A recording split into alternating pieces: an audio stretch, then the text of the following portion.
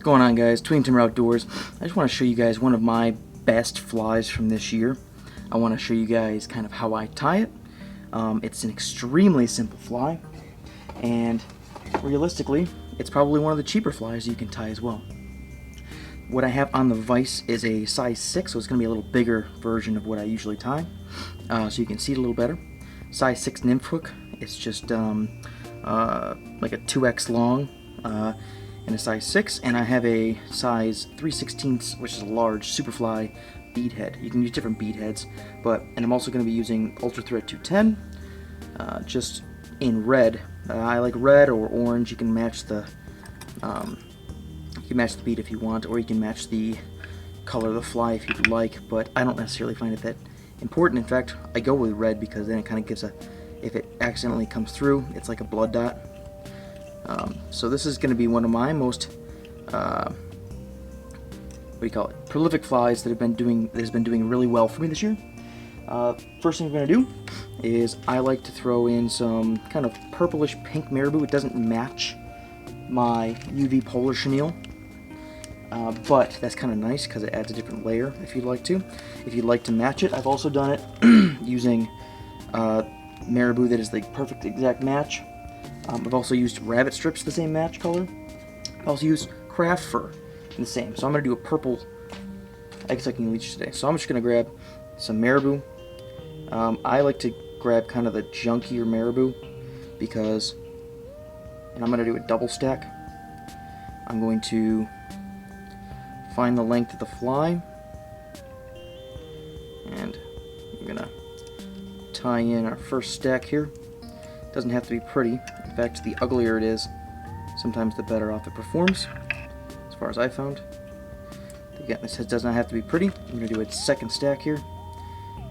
I try and make my flies as quick to tie as possible, so I'm tearing and cutting everything to size on the spot so I can show you how quickly you can do this. It's a very fast fly. Tie this in. One of the ugliest tie-ins I've ever done, but that's okay. It's harder to do it on camera. I need you guys to do really well lit and articulate ties on camera. You know what I'm feeling? This is just to add some extra color. Okay? So there's that. Then I'm going to take my polar UV chenille, polar chenille rather, and I don't cut off a variable, like a specific amount right off the bat. What I do instead is I just find the one end, I preen back the material. Again, I'm not trying to make this longer or more complicated as I have to, and I will tie it in. A lot of guys will say you have to use wire here to make sure that you cross tie it in, but I don't find it.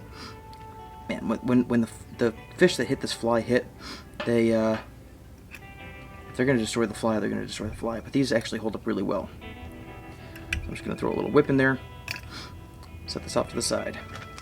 I like to keep the material in the bag like this, and all I'm going to do, this is how simple it is, I'm going to preen it back, and I'm going to wrap it forward. Just like you guys do, like palmering things, right? Again, just make sure that we're not going over the material too much. I like it to be a little wild and crazy. Just make sure that we're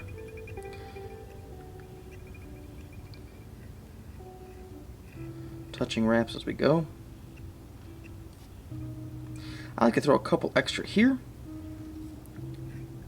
There we go. I'm going to take the tie in,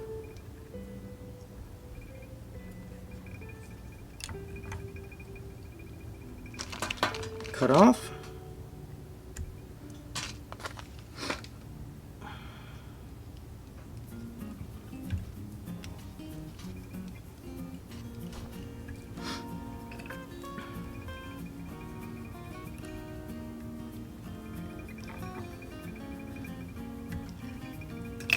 and there we have it. That's the whole fly. That right there kills it. I've added before some. I've also done like crystal flash in the tail. I've done body wraps before. It doesn't matter. They just like this fly. It's buggy enough, but it's also leechy enough. It does the job really well.